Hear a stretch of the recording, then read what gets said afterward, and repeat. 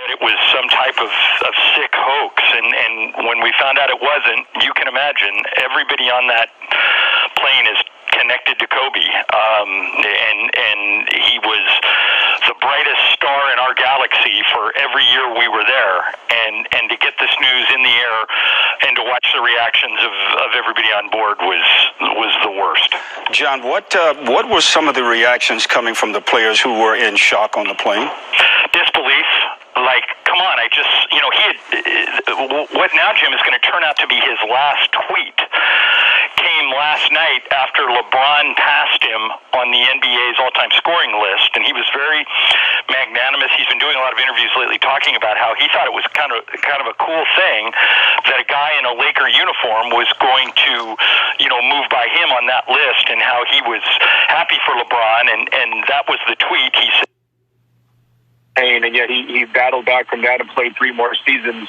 It's a situation where his fans feel like they, rode the highs and the lows with him kind of every step of the way. And certainly even, his family members, his wife and his daughters were, treated like almost family members of the city. Okay, if you'll stand by for just a moment, I'm being told that we now also have on the phone CBS News Radio West Coast correspondent Steve Futterman at the scene. Steve, tell us what it looks like. You were there in Calabasas on the ground. Well, right now, Elaine, I'm across the street. They have cordoned off this area where the crash took place. I actually live nearby here, so the area that we're across the street from the water district. I've been here many times to pay my bill, so I know this area very well. A truck now is leaving. This is the Malibu Search and Rescue from the Sheriff's Department. It is now departing this scene right now. I don't know if those may have the bodies in there. Usually you have the coroner in there. The coroner's office would remove any bodies. But right now we have maybe 100 people here, bystanders, people who live in the area, Laker fans, many of them quite distraught. I've seen a few people sort of have to compose themselves. That's how moved they are by this incident. We do expect a news conference in the next hour or so where we may get official confirmation from authorities. But at this moment, it's sort of a situation where people are talking about their memories of Kobe Bryant. And occasionally right here, you'll just stand and hear silence. People are like stunned. Quite often in a news situation where people gather, you hear lots of murmuring, lots of talking. At times here, I've heard just total silence. I think people just are in shock right now. Absolutely. Steve, I wonder, for people who are not familiar with that area, can you just describe the terrain? And also, I'm curious, as we wait to hear from authorities in that news conference that you mentioned, what was the weather like? What were conditions like earlier this morning? I understand the calls came in just around 10 a.m. local time, so about 1 p.m. Eastern. Yeah, well, I was actually driving around that time this morning, and I was sort of surprised how overcast it was. Wasn't cloud cover that you would say, oh my God, it's so thick and everything, I can't drive. But it was an overcast day. It wasn't one of those clear blue California days. I actually noticed that as I was actually initially heading to the Grammy Awards, which ironically are taking place at Staples Center, where Kobe Bryant had his greatest moments as a Laker. But I did notice that there were a few bits of raindrops, but I wouldn't say rain itself, just a few bits of precipitation. But it was cloudy here today, not thick clouds, not very low clouds, but it was cloudy. And Steve, the terrain there, we are looking at shots. There appears to be, obviously, it's a hilly area. What we're looking at. Can you just describe that a bit further for us? Well, these are foothills, which we have all around Southern California. The road that I'm on right now is Las Virgenes Road. This is the road that connects sort of the inland part of L.A. with Malibu. If you want, where I come from, where I live, which is not far from here, if I want to go to Malibu, I will take this road. I have taken this road probably hundreds of times, so I know this area very well. I can't recall seeing helicopters in this area, except for police helicopters at times. This is an area that we've been at before covering fires. These are hillsides that have caught fire in some of the California wildfires in the past. They are foothills. They are not gigantic hills.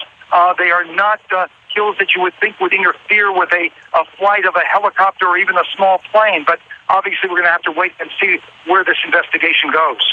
And Steve, if you're able to stay with us for just a moment, I want to bring back in Ben Golliver with the Washington Post, who was talking about the impact that Kobe Bryant had in the greater Los Angeles area, given how long and how successful he was during his time with the LA Lakers. Ben, we heard Steve mention a moment ago the shock and essentially it sounds like disbelief among the people who have begun to gather in that area, which it sounds like is just outside the perimeter that authorities have set up.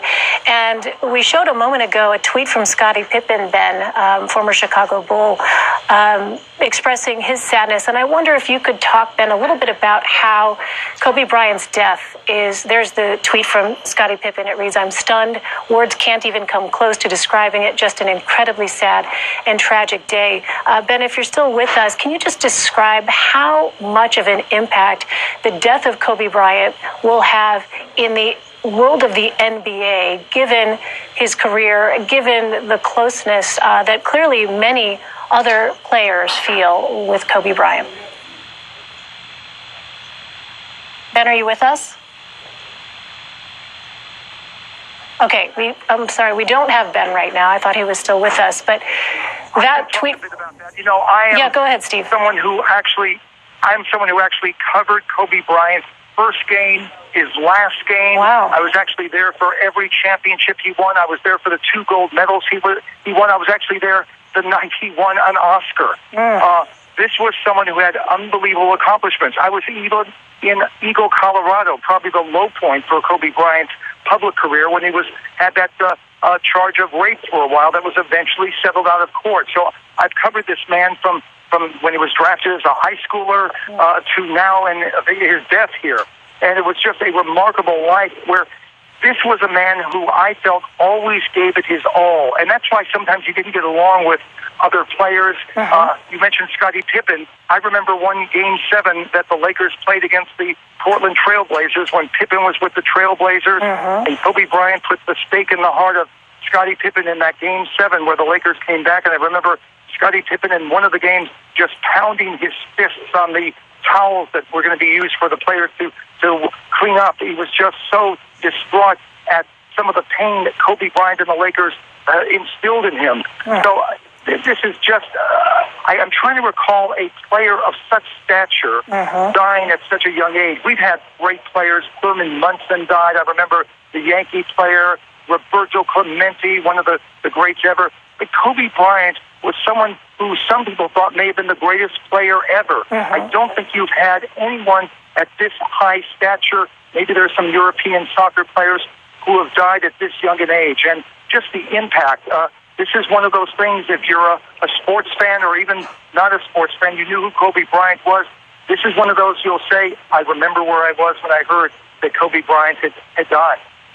If you're just joining us, we are on the phone with Steve Futterman at CBS News Radio, who is there on the scene in Calabasas, California, where we know it was just around 10 a.m. local time, Pacific time, around 1 p.m. Eastern time, that we learned a helicopter went down carrying 5 people, including Kobe Bryant. And he is there outside the perimeter that has been set up as authorities, we are understanding, are preparing to give a news conference in about an hour or so. That's what you've heard, Steve, is that right? We've heard nothing official. We heard roughly maybe 5 o'clock Eastern time. It could come sooner. It could come later. Again, my understanding is authorities have not officially identified Kobe Bryant as a victim in this helicopter crash. We have gotten this, obviously, from many of our sources, and all the sources are confirming that, yes, Kobe Bryant was on that helicopter. But still, until you hear it from officials, there's maybe always that hope for a miracle that something was misunderstood in this crash, but I don't think that's going to happen, unfortunately. Yeah, as we've been speaking, the emails are coming in fast and furious. One of the emails from our national desk at CBS News saying that, according to the Calabasas city manager, Kobe Bryant was on board. And again, all of this, we do have to give that caveat. Obviously, we are hearing a lot of things right now, but this is our CBS News national desk confirming with the Calabasas city manager that Kobe Bryant was among those on board that helicopter. But Steve, you're absolutely right. Caution, obviously, at this early stage is very much warranted. And Elaine, one thing interesting here, if I can interrupt you, Kobe Bryant, my understanding was he loved this helicopter. He would take this helicopter. Obviously, he was a very wealthy man and he could afford his own helicopter. He would take this helicopter back and forth from his home to Staples Center during regular season games. That's how he often traveled. So he did like the helicopter a great deal. And when I first heard about a helicopter being connected to Kobe Bryant, immediately I said to myself, this could be true, because we know, those of us who have covered Kobe over the years, we know how much he liked to travel on the helicopter. And it's sort of a